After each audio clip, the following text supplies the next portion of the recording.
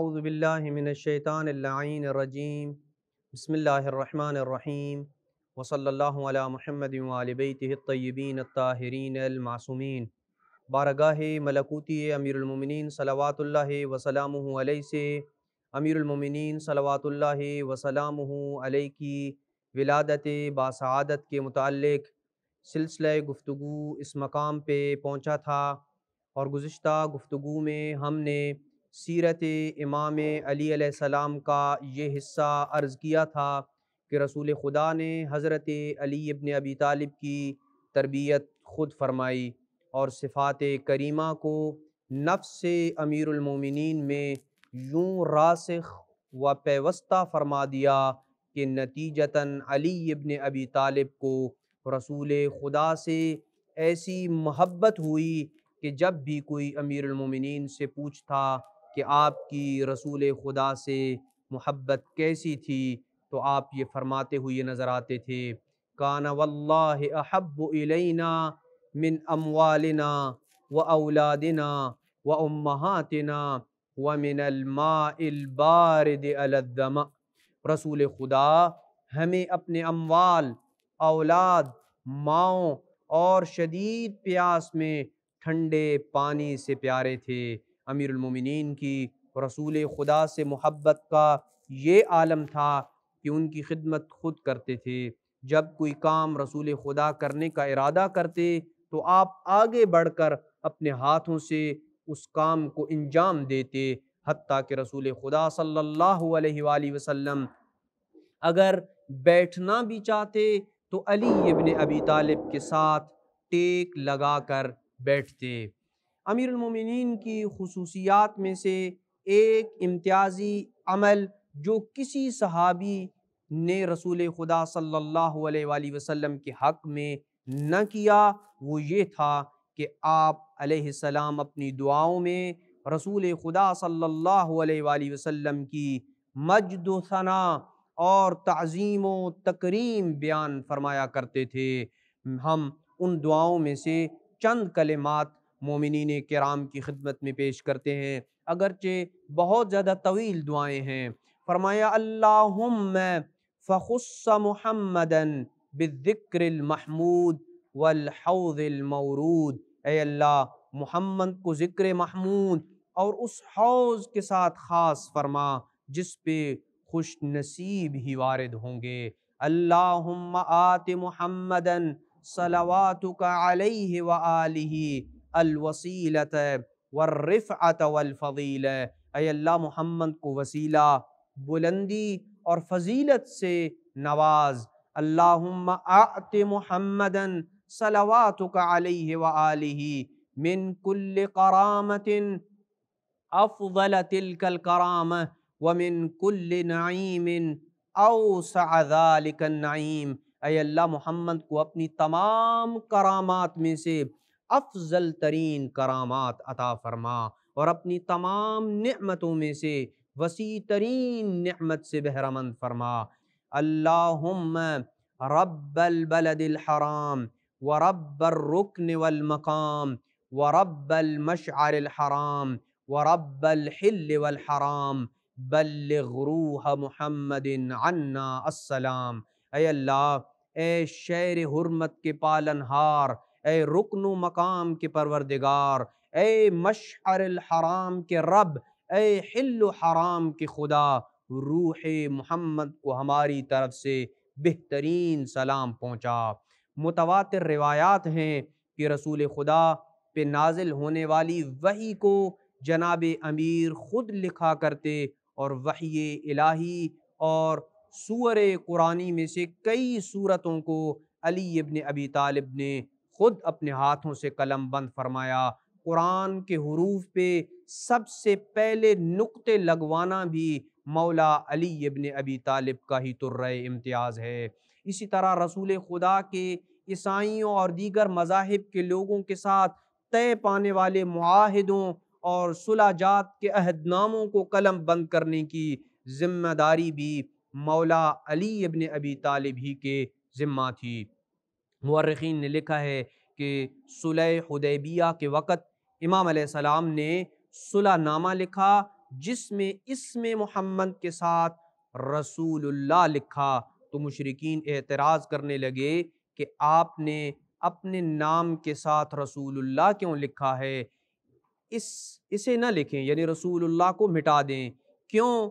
کہ ہماری آپ کے ساتھ جنگ ہی اس بات پہ ہے کہ آپ رسول خدا نہیں ہیں۔ تو رسول خدا صلی اللہ علیہ وآلہ وسلم نے فرمایا یا علی لفظ رسول اللہ کو مٹا دو، لفظ رسول خدا کو ہٹا دو اس معاہدے سے۔ تو مولا علی نے عرض کیا ما انا بالذی امحوہ، علی کے لوح دل پہ آپ کی رسالت کی گواہی تحریر ہے، بھلا علی کیسے ان ہاتھوں سے لکھے آپ کے اس منصب کو مٹا دے، یعنی جن ہاتھوں سے علی نے منصب رسالت کو لکھا ہے، انہی ہاتھوں سے علی کیسے اس منصب رسالت کو مٹا دے۔ اگر امام علیہ السلام کے ذاتی کمالات کا جائزہ لیا جائے تو ہر وہ صفت جس سے انسان دوسروں سے ممتاز ہوتا ہے وہ علی ابن ابی طالب کے وجود میں بدرجہ اتم پائی جاتی تھی۔ اللہ پہ ایمان کی کیفیت یہ تھی کہ مولا یہ فرماتے ہوئے نظر آتے تھے لو کشف الغطاء لی مزددت یقینا، اگر میری آنکھوں سے تمام حجابات کو ہٹا دیا جائے تب بھی میرے ایمان میں کوئی اضافہ نہیں ہوگا، کیونکہ ان حجابات کی موجودگی میں علی ابن ابی طالب ایمان کی اس بلندی کے اوپر فائز ہے کہ اگر یہ حجابات ہٹ بھی جائیں تو علی کے لیے کوئی نئی بات نہیں ہوگی۔ خوف خدا امیر المومنین کی ذات کے اندر اتنا تھا کہ آپ یہ فرمایا کرتے تھے الہی افکر فی عفوک فتہون علی خطیئتی، اے پالنے والے تیرے عفو درگزر کے بارے سوچتا ہوں تو مجھے اپنی خطاؤں کا بوجھ ہلکا لگتا ہے، ثم اذکر العظیم من اخذک فتعظم علی بلیتی، اور جب تیری سخت پکڑ اور تیرے سخت عذاب کو یاد کرتا ہوں تو مصیبت عظیم تر ہو جاتی ہے۔ امیر المومنین کی عصمت کا یہ عالم تھا کہ امیر المومنین یہ فرماتے ہوئے نظر آتے تھے واللہ لو اعطیت الاقالیم السبع بما تحت افلاقها، قسم بخدا اگر مجھے ساتوں اقلیم بمائے ہر اس چیز کے دے دی جائے جو ان کے آسمانوں کے نیچے ہے، علا ان اعصی اللہ، اور اس کے بدلے میں مجھ سے یہ مطالبہ کیا جائے کہ میں اللہ کی معصیت کروں، کس بات میں اللہ کی معصیت کروں، کتنی مقدار میں اللہ کی معصیت کروں، جلب شعیرۃ فی نملۃ اسلبھا ما فعلتہ، کہ چمٹی کے منہ سے جو کے دانے کا چھلکا چھیننے کی شکل میں بھی اگر مجھے معصیت کی پیشکش کر دی جائے تو میں یہ اقالیم سبع کو اپنے پاؤں سے ٹھکرا کے ایک طرف کر دوں گا، لیکن اتنی مقدار میں بھی اپنے رب کی معصیت کا ارتکاب نہیں کروں گا۔ زہد میں امیر المومنین صلوات اللہ وسلامہ علیہ اس درجہ کے اوپر فائز تھے کہ کھردرا ترین لباس پہنتے اور اپنے پورے دور حکومت میں اپنی رہائش کے لیے گھر تک تعمیر نہ کیا۔ وقت کا حکمران، ممبر سلونی کا مالک کھلے عام ممبر پہ یہ اعلان کرتے ہوئے نظر آتا تھا میں یشتری منی سیفی ھذا، مجھ سے کون میری تلوار خریدے گا، فلو کان عندی ثمن ازار ما بعتہ، اگر میرے پاس تہمت کے پیسے ہوتے تو میں اپنی تلوار کو نہ بیچتا۔ مورخین نے لکھا ہے کہ یہ اس وقت کی بات ہے، یعنی ممبر پہ امیر المومنین اپنی تلوار کی بیچنے کی بات اس وقت کیا کرتے تھے جب شام کے علاوہ پوری دنیا کی حکومت امیر المومنین صلوات اللہ وسلامہ علیہ کے پاس تھی۔ کھانے کا یہ عالم تھا کہ اپنے نفس کو کبھی لذیذ اور مرغن غذا کا عادی نہ بنایا اور صرف روٹی اور نمک سے ہی کھانا تناول فرما لیا کرتے تھے۔ اگر کسی دن بہت اچھا کھانا کھا لیتے تو دودھ یا سرکے کے ساتھ کھا لیتے تھے۔ ابن حدید المعتزلی نے لکھا ہے کہ انہو ما شبع من طعام قط، امیر المومنین نے کبھی سیر ہو کے کھانا نہیں کھایا۔ ایک دفعہ امیر المومنین کے پاس کوئی شخص بہترین حلوہ بنا کے لے آیا اور امیر المومنین کی خدمت میں پیش کیا، امیر المومنین نے فرمایا اس کی خوشبو اچھی، اس کا رنگ اچھا اور اس کا ذائقہ بہتر ہے، اچھا ہے، لیکن اکرہ ان اعود نفسی ما لم تعتد، میں یہ پسند نہیں کرتا کہ علی کا نفس جس بات کا عادی نہیں ہے علی اپنے نفس کو اس کا عادی بنا دے۔ عبداللہ بن رزین راوی کہتا ہے کہ میں عید الاضحیٰ کے دن امیر المومنین کے پاس حاضر ہوا تو دیکھا کہ آپ نے میرے سامنے سادہ کھانا پیش کیا، تو میں نے کہا اللہ آپ کا بھلا کرے، اگر ان بطخوں میں سے کوئی کھلا دیتے تو کتنا اچھا ہوتا۔ مولا فرمانے لگے اے فرزند رزین، انی سمعت رسول اللہ، کہ میں نے رسول اکرم صلی اللہ علیہ وآلہ وسلم کو یہ کہتے ہوئے سنا ہے، لا یحل للخلیفہ من مال اللہ الا قصعتان، خلیفہ کے لیے مال خدا میں سے کھانے کے صرف 2 پیالے ہی حلال ہیں، یعنی اتنی مقدار حلال ہے جس سے اس کا گزارا ہو سکے۔ قصعۃ یأکلھا ہوا واہلہ، ایک پیالہ وہ اور اس کے اہل و عیال کے لیے جس سے وہ اپنی زندگی گزاریں گے، وقصعۃ یضعھا بین ید الناس، اور دوسرا لوگوں کے سامنے رکھا جائے گا، یعنی دوسرا پیالہ جس سے وہ لوگوں کی اور مہمانوں کی تواضع کریں گے۔ آپ کی شجاعت کے متعلق ابن حدید المعتزلی نے یوں لکھا ہے کہ علی نے شجاعت میں اپنے سے پہلے مشہور بہادروں کا ذکر بھلا دیا اور اپنے بعد آنے والے ہر بہادر کا نام شجاعت کے دیوان سے مٹا دیا۔ جنگوں میں آپ کے مقامات اتنے مشہور ہیں کہ قیامت تک ان کی مثال دی جائے گی۔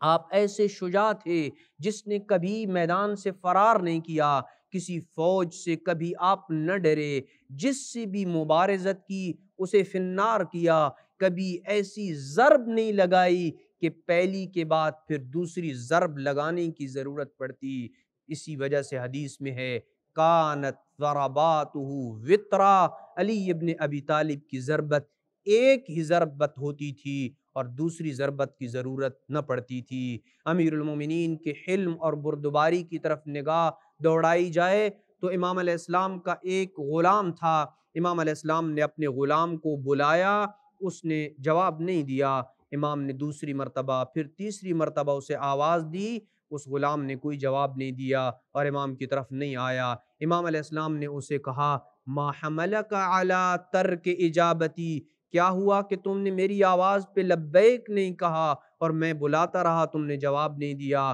اس نے عرض کیا مولا میں نے اس لیے سستی برتی کہ مجھے یقین تھا کہ آپ مجھے سزا نہیں دیں گے۔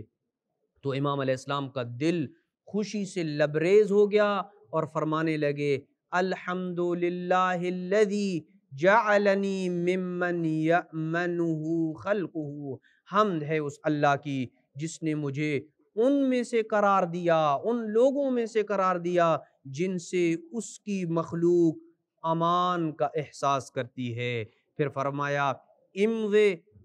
فأنت حر لوجہ اللہ، جا تو راہ خدا میں علی کا آزاد کردہ ہے۔ آپ کے حلم کی بلند ترین مثال جنگ صفین میں نظر آتی ہے کہ جب امیر شام کے لشکر نے نہر فرات پہ قبضہ کیا تو امام علیہ السلام خود امیر شام کے پاس تشریف لے گئے اور اس سے فرمائش کی کہ میرے لشکر کے لیے نہر فرات کا رستہ کھول دو تاکہ وہ پانی پی سکیں۔ تو اس نے کہا کبھی نہیں، ایک قطرہ بھی پانی کا تجھے نہیں ملے گا یہاں تک کہ تو اور تیرے لشکر کے سارے افراد پیاسے مر جائیں گے۔ امام علیہ السلام نے یہ جب جواب سنا اپنے لشکر کو حکم دیا فرات پہ حملہ کر کے قبضہ واپس لے لو۔ بس جب لشکر جناب امیر علیہ السلام نے نہر فرات کے اوپر دوبارہ قبضہ لیا تو کچھ اصحاب امیر المومنین کی خدمت میں آ کے یہ عرض کرنے لگے کہ مولا جس طرح امیر شام نے آپ پہ پانی بند کیا تھا